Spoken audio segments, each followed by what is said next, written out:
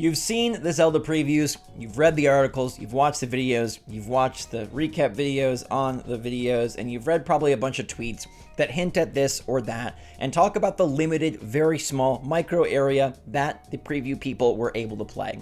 But there's some stuff that Nintendo doesn't want you to know, and now a day later, we have that info and we have those reveals, and I'm just gonna give them to you.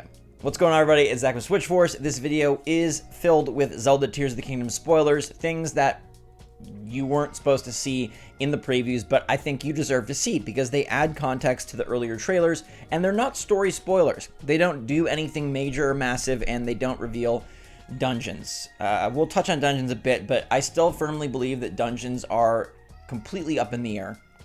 Like a 50-50 chance. I don't think anything is confirmed or denied them thus far, but that's not the focus here. We're going to talk about abilities, we're going to talk about key items, and we're going to talk about towers as well as Zonai shrines. So hit that like button if you're excited for Zelda, and if you feel like you want to click off the video, I totally understand. That's why I'm letting you know way up front that this stuff was not part of the normal preview cycle that you probably read or saw. Okay, so this is new information starting now.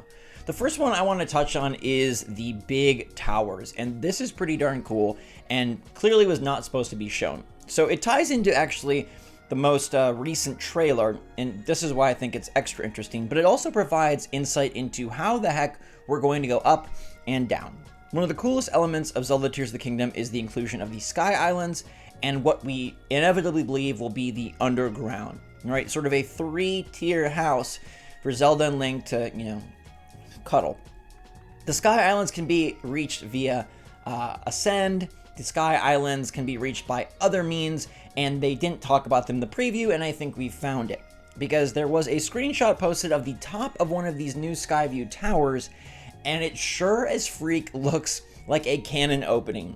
I can't show you the screenshot, I don't think, but picture a tea kettle and then open the lid, and that is what the top of the tower looks like. You can't see it from the ground, but that's what the top of the tower looks like, and I really believe that these towers will allow you to rocket launch into the sky without needing a recall or a falling stone or anything of that sort. So this will be a quick fire way to get into the sky. I don't know if there's going to be any more involved fast travel type system, but it seems like these Skyview Towers will be a way to launch. But that's not the only purpose they serve, because another shot was posted of the inside of one of these, and it looks very, very similar to this part from the trailer. Cue the it's the part in the trailer where Link is going down the elevator or up the elevator, one of the two. You know what I'm talking about? It's blue and it's like, yeah, you know what I mean? I think that these towers are going to be your access up and then eventually your access down. I think they'll both serve as a cannon launch pad and an elevator down. Now, some people have theorized we've seen maybe the footage in the trailer in reverse, and that's why it's like, so we'll have to wait and see exactly what is going on with the giant elevator. But based on the shots, it clearly looks like this sequence is from one of these towers, and based on their opening, it looks like they can go up, but they also can go way down. And so our access into the sort of different levels, the realms of Zelda Tears of the Kingdom, will be made much easier by these towers, and they look really neat. Now, another one that has not really been discussed much at all is the coveted Curly Q, Swirly Q shrines, or whatever they are.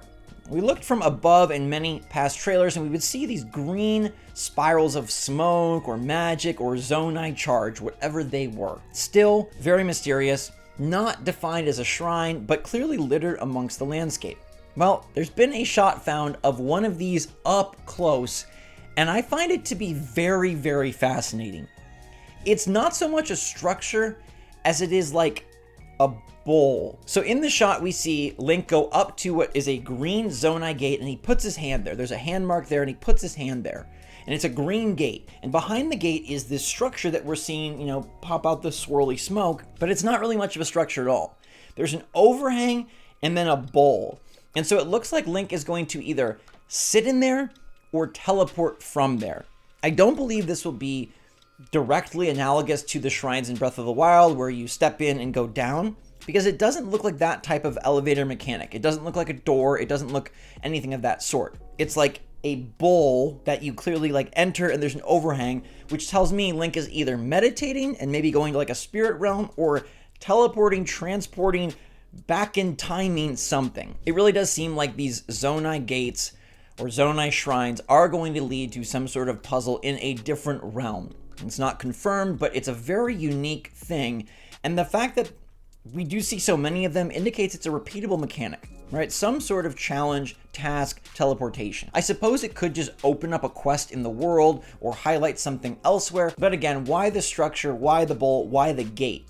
The gate implies that you're going beyond the gate, and once you get inside the gate, then something is going to happen, and it's clearly very Zonai related, as it looks to be the same hand as Ultra Hand, or very similar, but all green. Now again, you're gonna have to trust me on this bowl-shaped thing, but it does not look like there's a center of the bowl that you could go down. It just looks like you'd walk into the bowl and either be whooshed away, or walk into the bowl and sit down.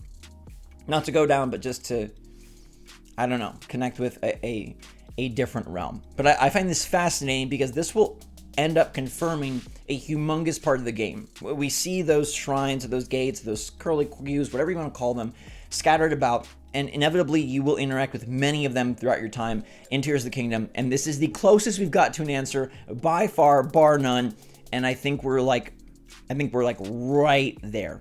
I did see some sort of stray comment about, oh, you have to go find a Zonai stone to bring and open the gate. I'm not sure if that's accurate or not. There's no screenshot or video to back that up, but there definitely is a screenshot of Link trying to get through this gate and go, I don't know, be soup in a bowl. This next one is very cool to me, and it's talking about the hidden ability that was accidentally revealed yesterday. So we know that there is Fuse and all this, but there's another ability called Auto Build. And this is going to be basically your blueprint methodology, a way for you to recreate past designs or common vehicles without having to put, all the pieces together each time.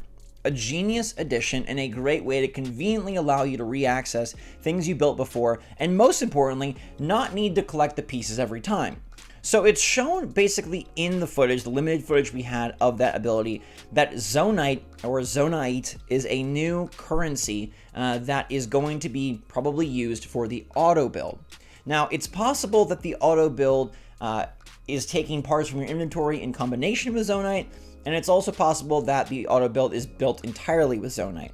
But what's interesting here is we do have a shot of these green vehicles. They're very green. They're like baked in Nickelodeon gack. Okay, somehow they've gotten slimed, and it's not really clear why. But when you put all of this together, and when you now know about the auto build ability, it seems like these are Zonite vehicles, meaning that they were built with that currency instead of parts.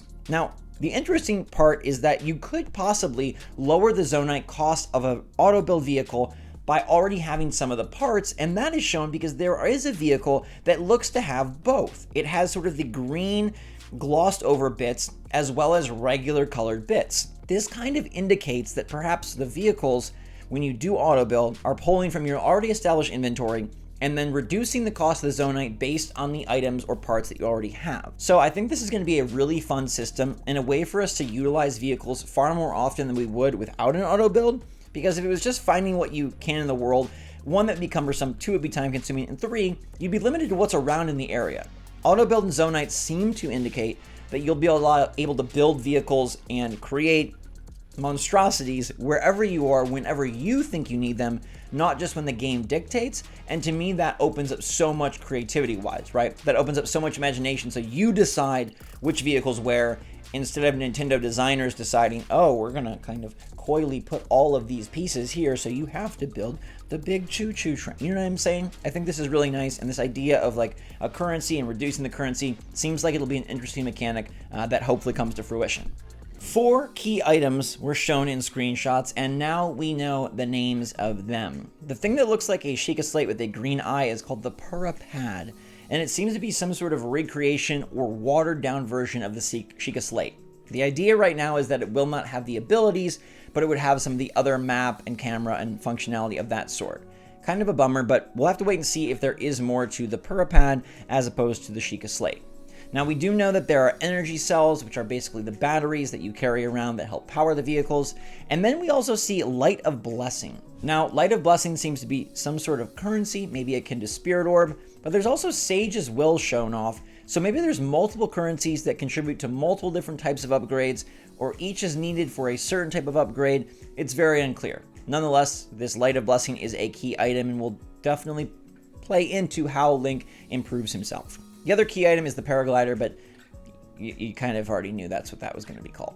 Now, it's time that we touch on the dungeons issue, and I've seen some other people and places sort of talk about this and say, oh my gosh, dungeons are confirmed. Meanwhile, I made a video yesterday saying there's no dungeons shown in the Zelda previews, and I still very much stand by that. I think dungeons are a complete unknown, despite Gene Park's tweet, who was a Washington Post writer who wrote, "Dungeons in Zelda? I solved the puzzle and opened the entrance to one in the sky. Nintendo said, do not enter. I can see inside and it looks mysterious and unlike anything in Breath of the Wild, but the true nature is still unknown." Now, he claims that he found a sky dungeon but wasn't allowed to go in. A door opened, an entrance opened, he couldn't enter. This does sound suspiciously like some sort of dungeon, but let's also remember that Nintendo is keeping this preview very, very limited. This could have led to a cutscene, this could have led to a specific cave, this could have broken the build, this could have led outside of the area that was just agreed upon by marketing. This could have been a dungeon. But Gene continued and followed up later saying, "To be clear, I'm not sure if the entrance I opened was to a dungeon or a shrine type location, but I did enter complicated cave networks with varying paths. There seems to be a lot more design built into this map." So he's indicating that caves and this door that he opened are distinct. So we'll rule out this being a cave. But is it some sort of building? Is it some sort of boss encounter? Is it some sort of cutscene? Is it some sort of story point? Is it a dungeon? What's interesting is if you take this into account with what we discussed at the beginning with Zonai shrines, Zonai gates, it does not sound like what he came across was a Zonai gate. First off, we've only seen those on the ground in the trailers, the curlicue smoke popping up when Link is above. Second of all, you can't look inside a bowl. I'm telling you, there's nothing to see inside of the Zonai gates that I'm describing the screenshot of, but Gene says that he looked inside and it looked unlike anything in Breath of the Wild. So this tells me that it's either some sort of like other realm, dungeon, path to a different place, I don't know.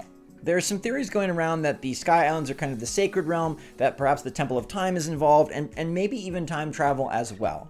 So I'm not going to rule out dungeons because of Gene's comments, but I think it's very important to note that he clarified his own comment to say, "To be clear, I'm not sure if the entrance I opened was to a dungeon." So I don't want to believe that there's themed big beautiful dungeons, because what if it's just an internal puzzle room? What if it's an internal room to provide a big scene or a big load into, we saw in the sky when, the big ghost ships come, or when you're fighting the ice spider. Maybe it's something more of a transitionary moment. Maybe it is a dungeon, but Gene himself is saying he's not so sure. So the idea that he confirmed dungeons is just not true. It's sort of his oops that he said, "I opened the entrance to one in the sky," implying and being sort of the quick tweet that like, oh, he found dungeons. And that tweet has 300,000 views and his follow-up is 100,000. So 2/3 of the people believe that he found an entrance to the dungeon, and only 1/3 of the people have seen that he said, "To be clear, I'm not sure if it was a dungeon, a shrine, or something else." I just want to put that out there and clarify, because I don't want to believe in dungeons until we actually see one or have confirmation. And at this point, we will not know until the game's out or someone drops a massive leak, which may not even be a great way to find it at all. The mystery here is part of the fun, and I know this video did cover some slight spoilers, but they were more contextual and more about functionality than they were about specifically the overall gameplay loop.